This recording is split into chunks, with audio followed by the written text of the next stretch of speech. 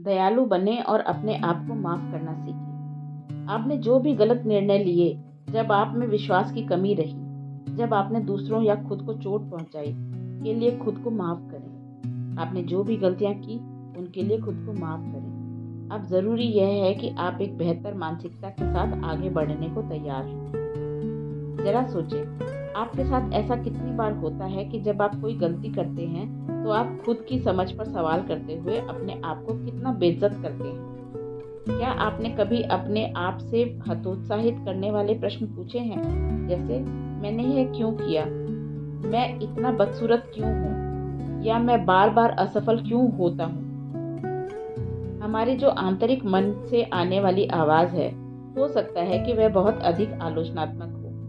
इस तरह के सवाल मन में उठना अक्सर आपकी पूर्व कल्पना पर आधारित होते हैं और ये आपको इसके लिए बाध्य करते हैं कि सवाल के रूप में जो विचार आपके सामने हैं उन्हें आप सच मानें। अपनी क्षमताओं को काम आंकने के लिए यह एक बहुत प्रभावशाली तरीका है, पर आपको हमेशा इस बात के लिए सुनिश्चित रहना होगा कि आपके मन में जो भी आवाज गूंज रही है वे आपके प्रति दयालुता का भाव रखे।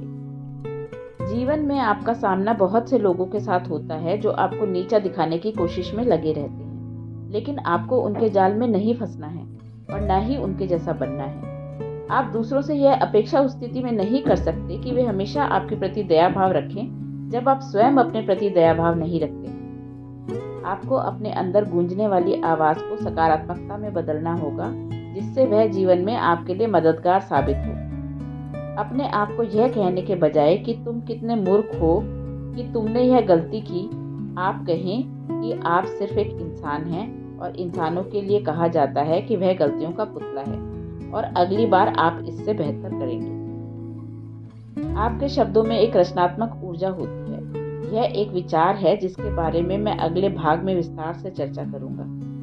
इनमें बहुत अधिक शक्ति होती है। ये या तो आपको जीवन में आगे बढ़ने के लिए मददगार साबित हो सकते हैं या फिर आपके जीवन के अनुभवों को सीमाओं में बांध देते हैं। जब आप खुद को तुच्छ समझने वाले शब्दों का इस्तेमाल करते हैं, उस समय आप खुद अपने आनंद को संकुचित कर देते हैं। क्या आप अब भी खुद को उस गलती के लिए सजा देते हैं जो आपने बचपन में की थी? ऐसी स्थिति में अक्सर उत्तर ना होता है, क्योंकि आपको बड़े होने पर इस बात का एहसास हो जाता है कि उस समय आप छोटे थे और नासमझ थे, और हम में से अधिकतर लोगों ने उनसे सीखा ही है।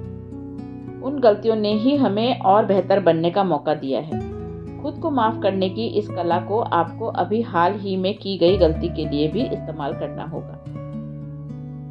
अपने जीवन में आप जो भी गलतियां करते हैं, वे आपको एक इंसान के तौर पर और अधिक बेहतर बनने का मौका देती हैं। लेकिन अपनी हर गलती को एक सबक सीखने के मौके के तौर पर इस्तेमाल करने के लिए सबसे पहले आपको उसके लिए खुद को माफ करना सीखना होगा। जो कुछ भी हुआ, अच्छा या बुरा, उसे स्वीकार करना सीखें। सांस अंदर लें और सांस बाहर छोड़ें और उसे भूल जाएं। आप केवल एक इंसान हैं और आपको जीवन में गलतियों के जटिल आकार के बावजूद आगे बढ़ना है। आपने जो कुछ किया है उसके लिए खुद को सजा ना दें, बल्कि इसके बजाय आप आगे क्या बेहतर कर सकते हैं उस पर ध्यान केंद्रित करें। अपने आप को कोसते रहने से स्थिति नहीं बदलने वाली। अब सबसे ज्यादा महत्व इस बात का है कि आप आगे क्या चाहते हैं। क्या आप कभी किसी ऐसे जाने पहचाने व्यक्ति से मिले हैं जिसे आपने लंबे समय से ना देखा हो और वह आपसे कहता है आप बहुत बड़े हो गए हैं, और अगर उन्होंने आपसे मिलने से पहले किसी से आपके बारे में बात की हो तो शायद उन्होंने आपके उस रूप के बारे में बात की होगी जिससे वे लंबे समय पहले मिले थे। कोई ऐसा इंसान जो आप बहुत पहले थे। सच तो यह है कि बहुत समय पहले आप जो इंसान थे, वह शायद आप अब जो हैं उससे बिल्कुल अलग इंसान हो। तो अगर कोई व्यक्ति आपके अतीत के आधार पर आपके बारे में राय कायम करता है तो वह उसकी समस्या है। वह उन लोगों में से है जो एक ऐसी जगह पर भी अब भी पड़ा हुआ है जिसका अब कोई वजूद ही नहीं है। अगर वे इस बात को नहीं समझ सकते कि लोग बड़े और परिपक्व हो जाते हैं, तो शायद उन्हें खुद बड़े होने की जरूरत है। किसी को भी अपने बीते कल को आपके बारे में राय बनाने के लिए एक बहाने के तौर पर इस्तेमाल करने की इजाजत ना दें। इस तरह वे केवल आपको अपने एक सुखद भविष्य का निर्माण करने से रोक रहे हैं। याद रखें, कुछ भी हमेशा एक जैसा नहीं रहता, जिसमें आप भी शामिल हैं। बदलाव इस संसार का शाश्वत नियम है। आपको केवल अपनी उपलब्धियों और सफलताओं के बारे में सोचना है। अपने अतीत को भूल जाना इसीलिए भी बहुत आवश्यक है क्योंकि हो सकता है कि अतीत में लोगों ने आपके साथ कुछ ऐसा किया हो जिसके बारे में आप सोचते हो कि आपके लिए उसे माफ करना संभव नहीं है। हो सकता है कि अब आपको यह भी याद ना हो कि उन्होंने आपके साथ ऐसा क्या किया था, लेकिन आपको कैसा महसूस हुआ था वह आपकी यादों में आज भी ताजा है। बुरी भावनाओं के साथ खुद को जोड़े रखना केवल आपके मूड को खराब करने का काम करता है, आपकी नकारात्मक ऊर्जा को बढ़ाने का काम करता है। जब आप लोगों को उनके किए के लिए माफ कर देते हैं तो इस तरह आप अपने अतीत को नहीं सुधार सकते, बल्कि इस तरह आप अपने वर्तमान और आने वाले कल को सुधारते हैं। आप खुद को शांति देते हैं तथा आंतरिक तौर पर अपने अंदर और भी सकारात्मक ऊर्जा का विस्तार करते हैं। वे लोग जो खुद को चोट पहुंचाने वाले लोगों को माफ नहीं करते, वे केवल खुद को पीड़ित बनाए रखते हैं। कल्पना करें कि आपका किसी के साथ बहुत बड़ा झगड़ा हो गया क्योंकि उसने आपके साथ विश्वासघात किया।